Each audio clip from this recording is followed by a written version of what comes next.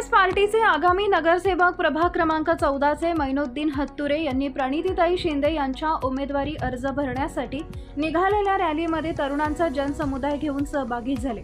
हत्तुरे परिवाराचा मोलाचा वाटा काँग्रेस पार्टीला गेल्या अनेक वर्षापासून राहिलेला आहे। नगरसेवक मरहूम रफिक हत्तुरे यांचे चिरंजीव मैनुद्दीन हत्तुरे आणि त्यांची भावंडे आणि परिवारसह मित्रमंडळी अनेकांनी या रॅलीमध्ये आवर्जून सहभागी झाले। मिरवणूक ताईच जिंकणार अशी अपेक्षा नागरिकांनी केली।